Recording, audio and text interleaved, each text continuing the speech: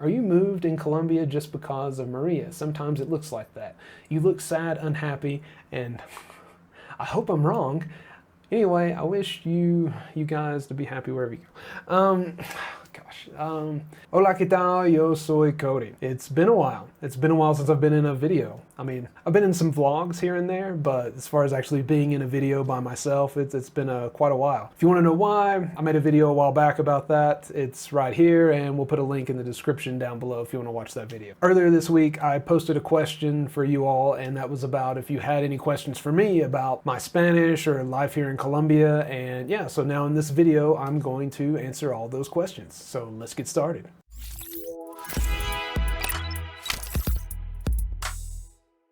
So a lot of you probably know that in Colombia right now, it's kind of a crazy time with the protests, stuff you've been seeing in the protests because they're getting kind of out of control and violent and stuff like that. And there's clashes with police and kind of a crazy time here. So a lot of you had questions about that. Maria and I are fine. We haven't really seen much of that stuff. It doesn't really, not a lot of that happens around where we live, thankfully. It's been going on for a while now. I think a lot of people, like Colombians in general, are kind of getting tired of it and ready to just move on. I'm not going to speak too much on that. If you want to know more about it, I'll find some links to some newspapers. I'll put it in the description down below so you can read more about it if you're interested. So along those lines, another question was, should I come to Colombia right now for tourism? And in my opinion, I would probably hold off and kind of just see what happens. I think you'll probably be okay if you did come. I'm not sure if I would want to like move around the country. I would probably just kind of stay in one area. There's going to be a presidential election coming next year, so maybe protests kind of flare up around that. I would say hold off for now and just kind of watch the news. ¿Cómo es el ciclismo en Colombia? Cycling here is huge. Probably the second most popular sport after football or soccer. Here in Bogotá, for example, there's lots of ciclorutas, so you can go from one end of the city using these ciclorutas, so it's just bike paths. On Sundays, there's ciclovia, and that's just like where they close down certain streets all over the city, and you can just ride your bike. Other than that, too, if you get outside of the big cities, you get in these little towns. A lot of these towns are famous because they have famous cyclists, Colombian cyclists that were born there,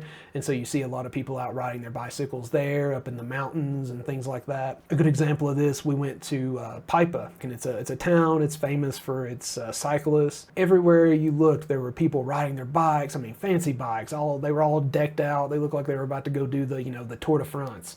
It's what it looked like to me. And they were just riding up in the mountains. And Maria and I even rented bikes ourselves. However, Maria and I couldn't make it up the hills. We had to get off and walk. And this hill we're walking up with the bicycles goes on forever. This is insane. That's how far we've already walked. And up there is Maria. How far we still need to go. Was it difficult to leave your comfort zone and start talking with native speakers? If so, how did you deal with it? It was and still is difficult to go up and talk to native Spanish speakers. For me, I have to do it on a daily basis now because I'm here in Colombia, I guess I kind of have like a social anxiety because I don't really like to talk to people, especially like groups of people and things like that. So for me, I just kind of have to like throw myself into it. I just kind of have to put myself in the situation and sink or swim. Sometimes I do well, sometimes I do terrible. Sometimes you just got to just put yourself in the situation and figure it out and sort through it. So that's what I'm kind of doing. I don't know like if it ever goes away, like being nervous chatting with native speakers. I've met some people who are, really awesome at Spanish and they still get nervous when they talk with native speakers. But at the same time, I guess the more you do it, the more you're here and the more you put yourself in that situation, it probably has to get easier. That's what I'm telling myself anyway. So hopefully, as time goes on, hopefully that kind of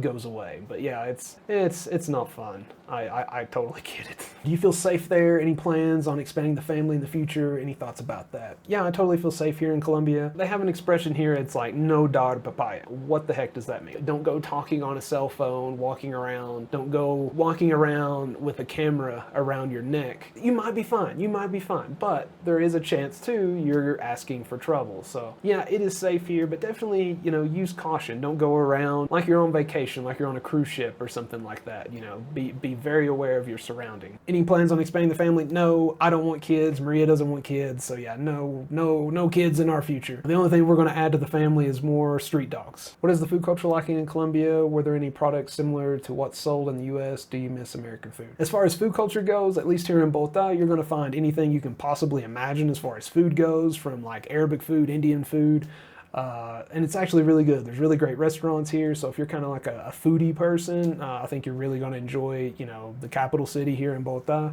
I don't really know about getting like the same name brands that you get in the States, because that stuff would have to be imported, so it's going to be a little more expensive. Like for instance, I found this. I know Fruity Pebbles are like terrible for you and whatever, but this is like my guilty pleasure on my cheat days. So yeah, I found Fruity Pebbles at the grocery store. I already ate them all, actually. I don't really miss anything from the States. You can get pretty much everything you can get in the States here.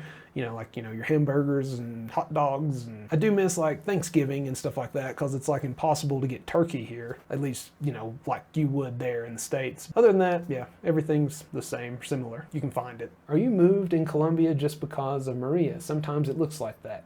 You look sad, unhappy, and I hope I'm wrong. Anyway, I wish you guys to be happy wherever you go. This stuff really is annoying. I mean, I understand. I don't think these people like mean bad things by this, but these comments really do get on my nerves, get on Maria's nerves. All these comments like, you look sad, you look skinny, you look sick, you look fat. What the hell does it matter what we look like? For this answer, like, I look sad. Maybe that's just how I naturally look, because I'm not a person who's like super emotional and excited and woo-woo. That's just not who I am. Pretty serious person, pretty not really emotional person. I'm guessing you're referring to some of the vlogs, because I saw some comments like that, and yeah, I mean, I'm just like that. That's who I am. I mean, I'm happy.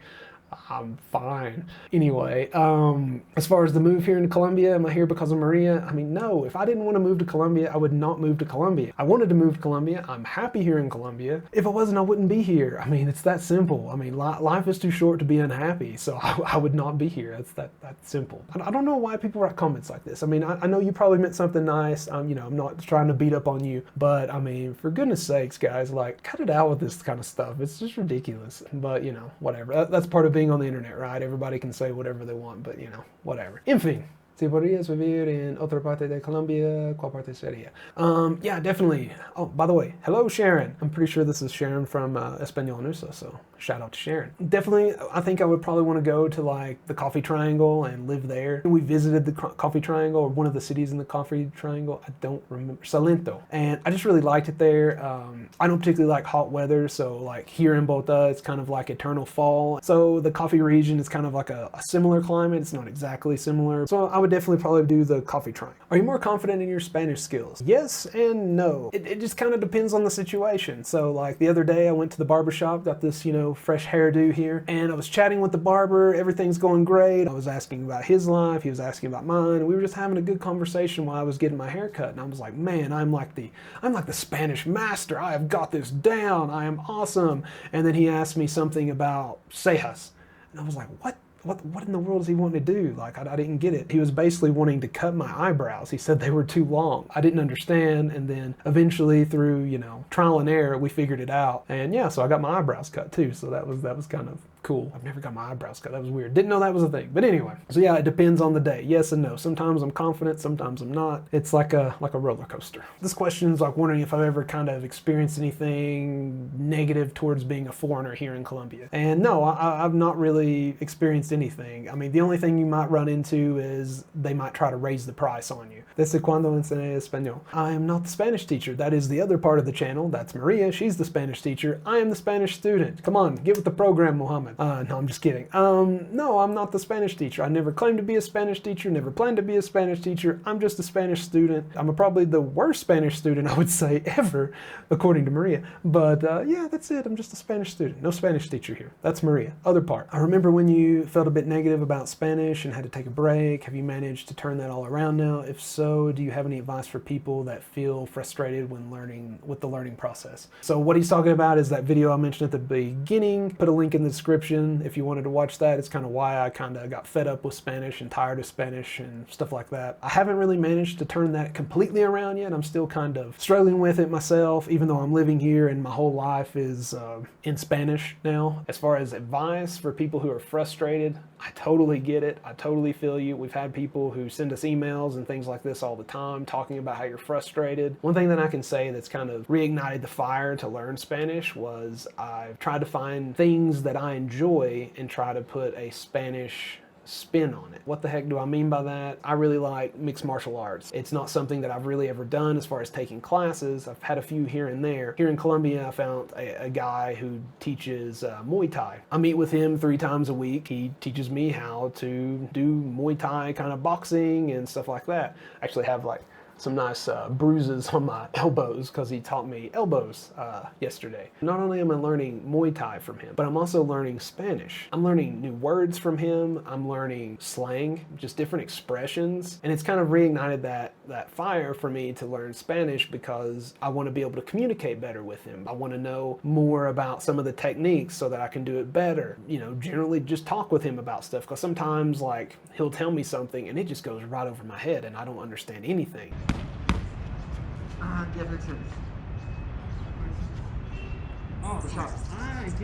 If you're getting frustrated, maybe trying to find some way to do something that you do enjoy and mix Spanish with it. It's not really learning, but it's kind of still putting myself in the language with something that I enjoy doing, if that makes any sense. Where is Maria? That's a great question. Let's go find her. All right.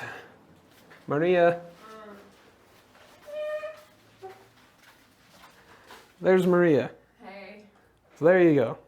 Do you have any problem when it comes to listening to native speakers that speak relatively fast? For example, when I do, I almost understand the first few words and sentences, then everything fades away. How do you make progress with that? It's really annoying. I don't see much progress, to be honest. Yeah, this happens to me a lot, like when I work with my Muay Thai coach. Sometimes he'll tell me something, I'll understand like the first sentence or something like that, and then after that, it just all goes over my head. So I totally get it. It is frustrating. One thing I would say to do is think about habla continua, so that's like, think about in your language when you talk really fast, you typically connect words together. So for example, my coach would sometimes tell me, guantes y bandas.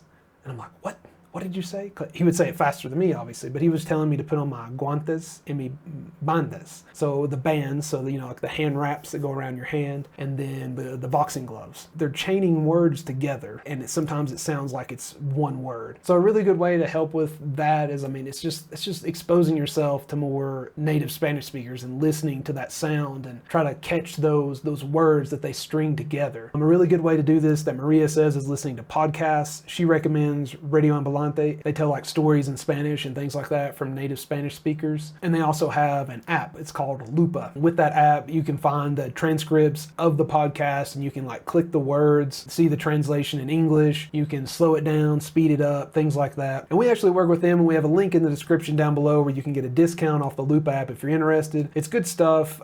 We really like it here, so that's why we recommend it. When it comes to the progress, sometimes it's really frustrating. Just know that this is like a long game thing, and don't get too frustrated with the short-term results. I know as annoying and of an answer as that probably is. Also know you're not the only one. Now, I'm here in Colombia struggling as well, so just keep at it. So what's been the hardest thing about moving away from your country and living here? What food do you miss the most, and what's your favorite Colombian food? For me, I mean, the hardest thing about being here is being away from my parents and my grandparents. What food do I miss the most? I miss my mom's cooking, you know? I mean, heck, it's not something that I've had in a very long time, so. Favorite Colombian food would probably be ajiaco. If you don't know what that is, just Google it. It's delicious. If you ever get a chance, can't go wrong. What do I like and what do I not like about living in Colombia? One thing that I really like about Colombia is all the different fruits and vegetables that they have. One thing that I don't like here is electric showers. Definitely will probably maybe move to the States in the future, and my favorite empanada, there's un tienda que se llama Empanadas Típicas, pienso que. Tiene una empanada que es un hawaiana. Tiene piña, jamón, queso, and the dough that they make this empanada with is kind of sweet. So you have that sweetness and you put some ají on it and stuff. It's Can't go wrong with that. What was one thing that surprised you about living in Colombia? So moving here this time, nothing really surprised me because I've lived here like a few times before, so I kind of already knew. But like the first time that I lived here, I mean, a few things that surprised me were, I mean, some of the things you guys have seen in some of our videos, like the milk here is in a bag and it's not refrigerated until you open it. When you open the bag, then you have to refrigerate it. The eggs are brown. I'm used to white eggs. That's typically what we have in the States. They're not refrigerated as well. I mentioned the electric shower head. Those things aren't fun. This is another thing that I think might throw some people off. Typically in Colombia, I don't know if it's all of Latin America, but typically here in Colombia, when you go to the bathroom, you're going to find like a little trash can beside the toilet. That trash can is, you know, when you go and you do the dirty and you throw it in the trash can. You don't throw it in the toilet. So some people find that really gross. I kind of thought it was very odd at first, but yeah, that's something too. How do you adjust things such that you may convey the correct message to other native Spanish speakers?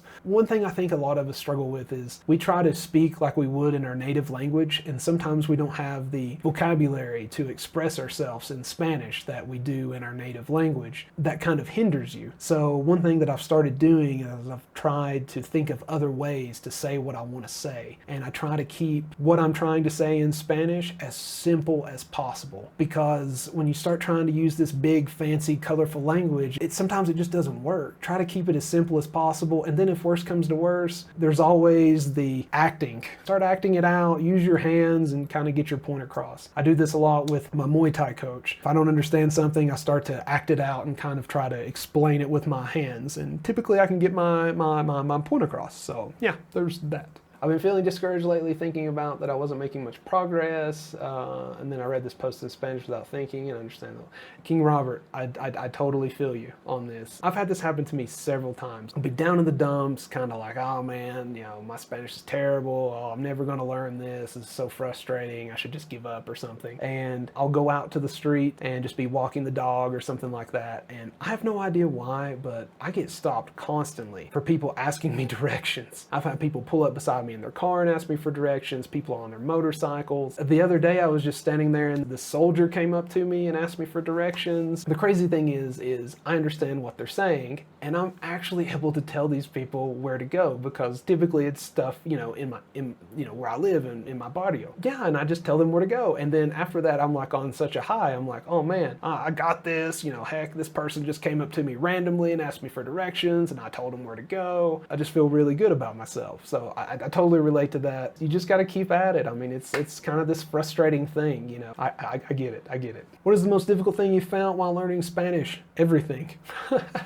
No, if I had to pick something, I would say definitely irregular verbs. Those kind of throw me for a loop sometimes. And then definitely like lo la ley, that's kind of confusing. A little shameless plug here. If you are having trouble with your Spanish and you need help, we have our beginner Spanish course. We actually have a beginner bundle now. It comes with a beginner workbook, a phrase book, and the beginner Spanish course. It's really good stuff. And we also have Lo La Ley. It's a course as well that can help you with that. Maria is a really amazing Spanish teacher, and these courses are very solid, I think. I'm slowly making my way through the beginner Spanish course because, yeah, I'm not consistent with my studying. But good stuff. If you're interested, check it out. There'll be a link in the description down below. Well, that's the last question. I really appreciate you all giving me all these questions and participating. If you all do want to see me do a video completely in Spanish, well, smash that like button. And, you know, if we hit like, let's say, if you can get this video to like 3,000 likes or something like that, I'll make a video completely in Spanish. Because I know every time I make a video where I speak English, oh my goodness, people get so like upset. Oh, I do the video in Spanish. Oh. But hey, hit that like button then if you want to see me do a video in Spanish, and I'll do a complete video for you all in Spanish. Hopefully you like this video. Thanks for watching to the end. I'll catch you all in the next video. Ciao.